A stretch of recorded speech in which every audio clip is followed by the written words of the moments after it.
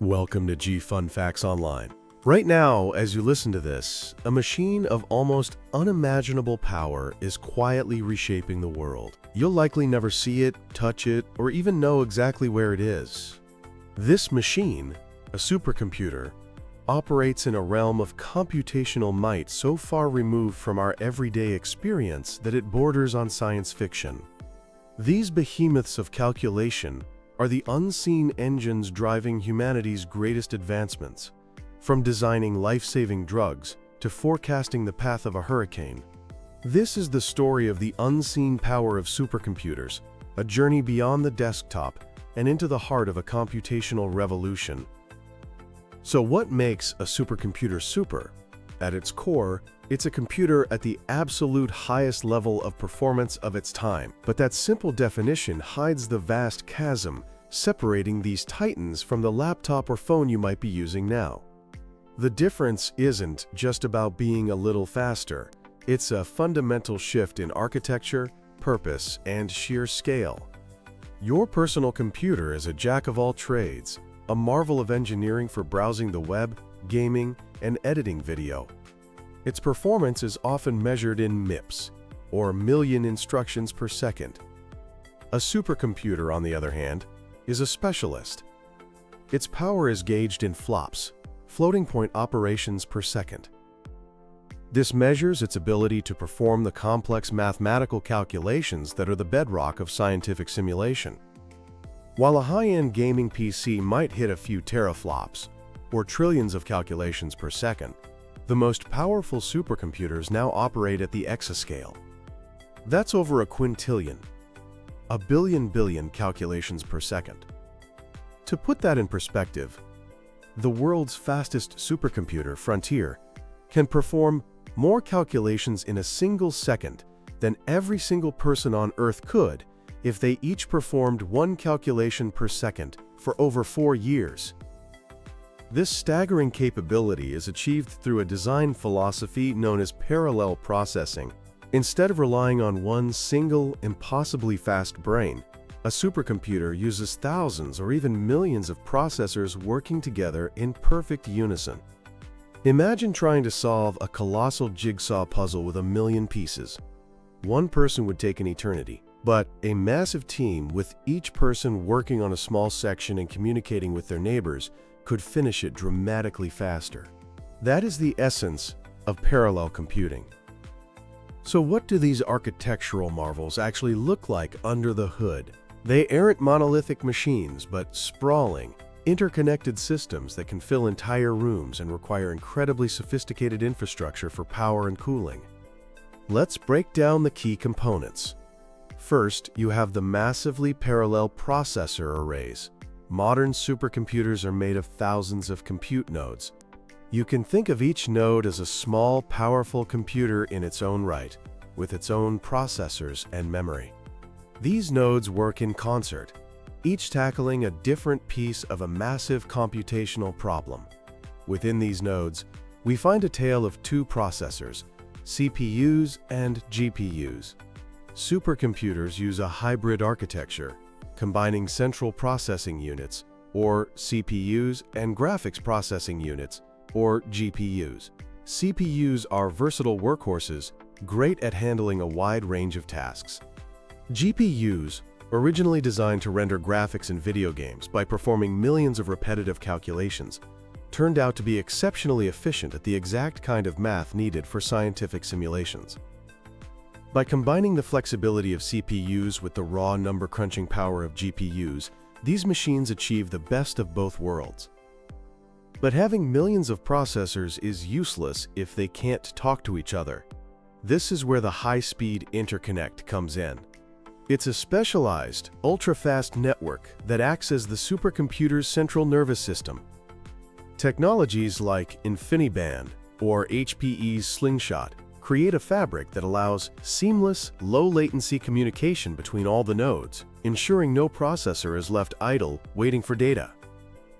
This is the superhighway of data. The simulations run on these machines also generate and require access to immense datasets, petabytes upon petabytes of information. To handle this digital deluge, They use advanced parallel file systems like Lustre. These systems allow thousands of nodes to read and write data simultaneously without creating a bottleneck, like having a library where thousands of people can check out and return books at the exact same time without any lines. Finally, there's the monumental challenge of keeping a cool head. Concentrating so much power generates an enormous amount of heat. Early supercomputers, like the famous Cray 2, were cooled by being submerged in a tank of liquid fluorocarbon. Today's machines use everything from direct liquid cooling piped to individual components to sophisticated air cooling systems. Energy efficiency is paramount, not just to reduce the massive electricity bills, but to minimize the environmental footprint. In fact, a list called the Green 500 ranks supercomputers based on their performance per watt, driving innovation in sustainable computing. The story of supercomputing has been one of relentless innovation. The term itself was coined in the 1960s for the CDC 6600, designed by the legendary Seymour Cray. It was 10 times faster than any other computer of its day. Cray's innovative designs dominated the field for decades. The 1970s saw the rise of vector processors, exemplified by the iconic Cray 1, which could perform math operations on large arrays of numbers at once. Then, a paradigm shift occurred in the 1990s with massively parallel processing, or MPP. Instead of using a few custom-built, extremely expensive processors, MPP systems leveraged thousands of off-the-shelf processors, similar to those in personal computers. This proved to be a more scalable and cost-effective path, leading directly to the exascale machines of today. But the true power of these machines lies in what they enable us to do. They have become the third pillar of scientific inquiry, alongside theory and experimentation. They allow researchers to simulate complex phenomena that are too large, too small, too fast, too slow, or too dangerous to study in the real world. Weather forecasting and climate modeling are classic examples. By crunching massive datasets from satellites, weather stations, and ocean buoys, these machines run complex models that predict the weather with ever-increasing accuracy. On a longer timescale, they are our primary tool for understanding and predicting the impacts of climate change, simulating the intricate dance between the atmosphere, oceans, and ice sheets. In astrophysics, supercomputers are our digital telescopes. They allow us to explore everything from the birth of the universe to the cataclysmic collision of black holes.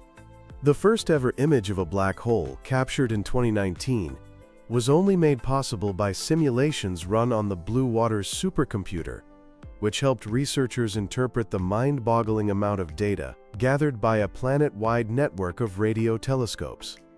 They are also causing a revolution in medicine. The intricate world of molecular biology is a perfect playground for supercomputers. They simulate how proteins fold, a fundamental process linked to diseases like Alzheimer's and Parkinson's. During the COVID-19 pandemic, supercomputers were instrumental in the race for a cure, helping scientists screen potential drug compounds and model the spread of the virus. In the world of engineering, supercomputers have revolutionized design. The automotive industry uses them to perform virtual crash tests, simulating impacts with incredible detail, which reduces the need for expensive physical prototypes.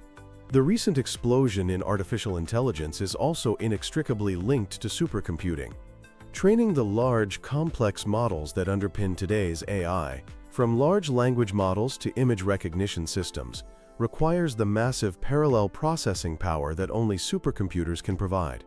Many of the latest machines are designed specifically with AI workloads in mind, and, of course, they play a crucial role in national security. With the end of live nuclear testing, supercomputers are used to simulate the aging and reliability of nuclear stockpiles, ensuring their safety and effectiveness. So who are the current titans? The TOP 500 list, updated twice a year, ranks the world's most powerful publicly known systems. As of mid-2025, the list is dominated by machines that have broken the exascale barrier. The reigning champion is El Capitan at Lawrence Livermore National Laboratory in the US. With a performance of 1.742 exaflops Its primary mission is ensuring the reliability of the U.S. nuclear stockpile. Close behind is Frontier at Oak Ridge National Laboratory. It was the first machine to officially break the exascale barrier and is a workhorse for a huge range of scientific research, from developing new energy technologies to accelerating drug discovery. Then there's Aurora at Argonne National Laboratory, an AI-centric machine being used for projects like creating detailed maps of the human brain's neural connections. Europe's most powerful system is Jupiter in Germany, supporting research in climate science, materials science, and more. And we can't forget Fugaku in Japan. Before the exascale era, it was the world's fastest. It's notable for being powered by ARM-based processors, the same technology family found in your smartphone, and it did groundbreaking work modeling the spread of airborne viruses during the pandemic.